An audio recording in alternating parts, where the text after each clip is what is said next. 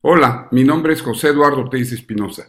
Esto es Charlas de Amparo, saludos desde Jalapa. Terminamos un curso de 30 horas en 2 fines de semana sobre redacción de demandas y recursos. El día de hoy vamos a platicar sobre la actualización jurisprudencial de este viernes 31 de agosto del 2018. ¿Qué pasa con la publicación de estas jurisprudencias? Pues mira, la primera sala publicó una jurisprudencia al igual que la segunda sala, pero hay 17 tesis aisladas de la primera sala, no hay tesis aislada de la segunda, 4 jurisprudencias de plenos de circuito, una jurisprudencia del Tribunal Colegiado de Circuito, más 34 nuevas tesis de tribunales colegiados de circuito, total 58 nuevos criterios que hay que estudiar si queremos mantenernos actualizados. ¿Qué nos dice la primera sala en la jurisprudencia que publicó sobre qué aborda? Pues mira, nos establece en la jurisprudencia 32 del 2018 que la acción pauliana derivada de un procedimiento laboral por despido injustificado para su procedencia es innecesaria la existencia de un laudo condenatorio firme que declare el derecho del acreedor. ¿Qué es la acción pauliana? Es buscar a través de este juicio el que queden insubsistentes actos que se hayan realizado en perjuicio del acreedor con el ánimo de que haya entrado en estado de insolvencia el deudor. Entonces nos establece esta jurisprudencia 32 del 2018 que no es necesario que exista un laudo condenatorio que declare el derecho del acreedor, sino que se entiende que lo que busca es la expectativa al tener su expectativa de derecho y la expectativa de cobro, pues va a velar por evitar que se generen este tipo de actos en fraude del acreedor. ¿Qué más tenemos por cuanto hace a la primera sala? Nos obsequia 17 tesis aisladas y pues bueno, si eres un abogado dedicado al derecho familiar, te puede interesar ver estas dos tesis, la 96 y la 97 romano, que hacen referencia al interés superior del menor y el derecho a la identidad. La ausencia del vínculo biológico en la relación paterno-filial no es suficiente para sustentar la impugnación de paternidad y tampoco la aplicación de este principio del interés superior del menor depende de la existencia de un vínculo biológico. Hay que leer las tesis. En tanto, en la tesis 99 romano, la primera sala nos dice que el artículo 97, inciso A de la Ley Federal de Instituciones de Fianzas, ya abrogada, que prevé la acción en contra del solicitante fiado, contrafiado y obligado solidario, no vulnera el derecho de igualdad. Tesis interesante para que veamos el análisis de aspectos de constitucionalidad de normas.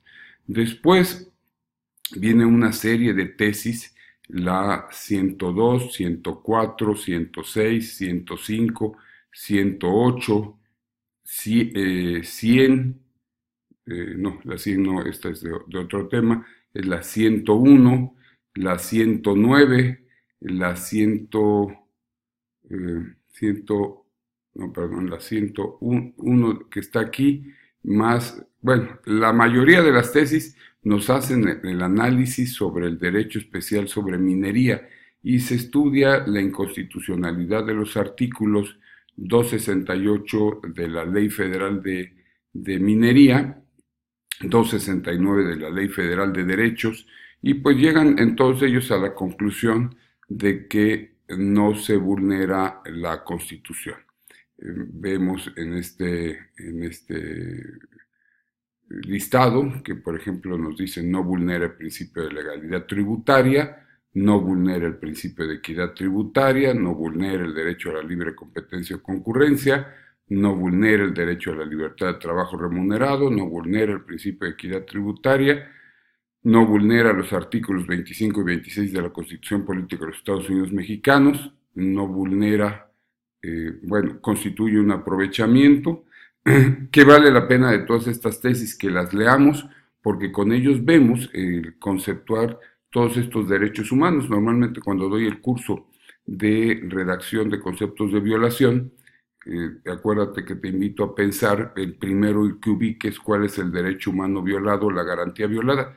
Lee estas tesis y vas a poder advertir distintas facetas o enfoques sobre los derechos humanos. Se nos queda la tesis por aquí 100 entre las aisladas, y en la tesis 100 que quedó intercalada nos dice: derecho humano al nombre. En el procedimiento de rectificación de acta por enmienda, la autoridad debe generar las condiciones mínimas de recepción probatoria para que el interesado pueda demostrar los extremos de su pretensión. Un precedente que, si lo leemos, vas a advertir cómo se aplica el derecho humano al debido proceso, en este caso, que es lo mínimo, que es lo que se le debe de brindar, en este caso al gobernado, para establecer un procedimiento para modificar los datos esenciales de su nombre como medios de convicción admisibles para ellos, a efecto de no obstaculizar su ejercicio. Esta es una tesis aislada. ¿Con qué termina la Corte? Con las acciones de las instituciones de fianzas contra el solicitante, fiado contra fiador y obligado solidario.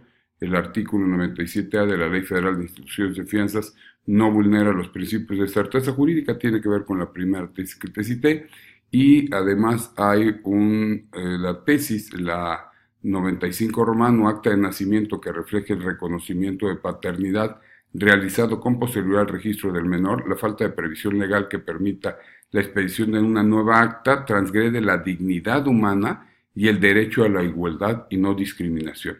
Entonces, si te gusta, como en el caso de un servidor, el tema de inconstitucionalidad de normas generales, aquí vas a poder aprender acerca de la aplicación de estos derechos humanos, de dignidad humana y el derecho a la igualdad y no discriminación. Esto es por cuanto hace a la primera sala. La segunda sala solamente emitió o publicó en esta ocasión una jurisprudencia, pero si eres laboralista te va a llamar mucho la atención. Establecen que las juntas de conciliación y arbitraje no pueden hacer el análisis de la prescripción de la acción para solicitar la ejecución del laudo, que están impedidas para hacerlos. Entonces, desde este punto de vista, esta jurisprudencia 82 del 2018, desde luego viene a modificar aspectos que se hayan relacionado con el análisis oficioso por parte de las juntas de la prescripción de la ejecución del laudo. Es una contradicción de tesis, llama la atención, es una votación mayoritaria, 3 votos contra los señores ministros Lainez Potisek y Margarita Beatriz Luna Ramos. Entonces, pues, se modifica este esquema jurisprudencial para quienes se dediquen a la materia laboral. En plenos de circuito, recuerda, las jurisprudencias de plenos de circuito son obligatorias en el circuito respectivo. Ejemplo, si se emitió esta en el primer circuito en la materia laboral, es obligatorio exclusivamente para Ciudad de México, que constituye el primer circuito. Sin embargo, resultan ilustrativas en otros circuitos. Aquí tenemos 3 jurisprudencias de primer circuito. Una de ellas es laboral, otras 2 son civiles, pero hay una jurisprudencia, el tercer circuito, que es Jalisco. ¿Qué nos dice en el primer circuito los compañeros del pleno circuito en materia laboral?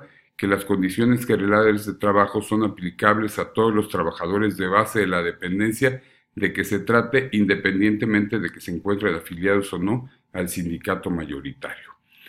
Por su parte, también este mismo pleno de circuito, pero en su materia civil, integrado desde luego por un integrante de cada uno de los tribunales colegiados en materia civil del primer circuito, nos hace el análisis de las acciones colectivas.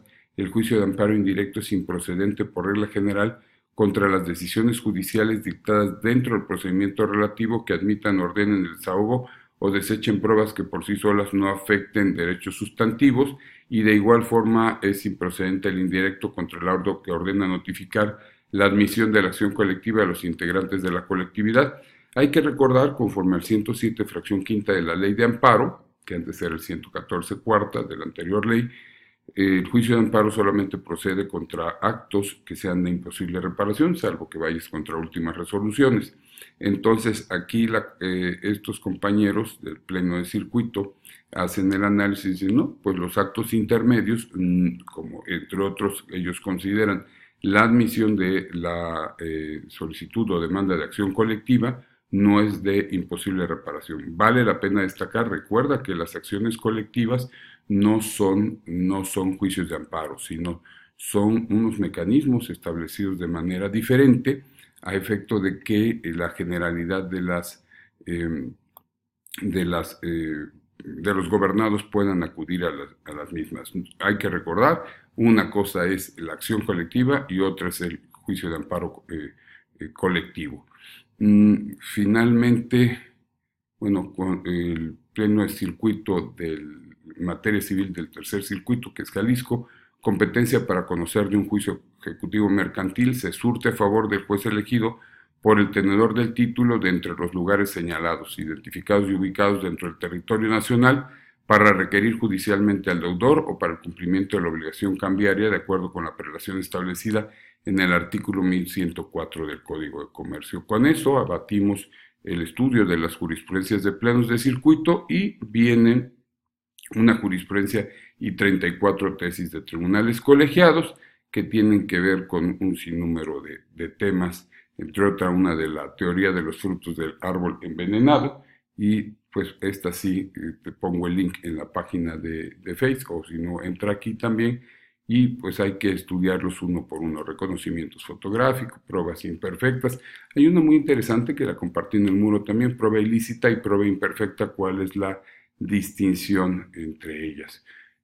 Por cuanto hace, finalmente, te invito a que también chequemos ejecutorias dictadas en controversias y acciones de inconstitucionalidad. En esta ocasión, ni el Pleno ni las salas de la Corte publicaron jurisprudencia que así se considera, conforme a 43 de la ley reglamentaria de las fracciones primera y segunda del artículo 105 de la Constitución, la que se genera de las controversias y acciones de inconstitucionalidad. Como puedes ver, como cada viernes tenemos mucho que seguir estudiando. Mientras eso sucede, mi nombre es José Eduardo Telles Espinosa, esto es Charlas de Amparo.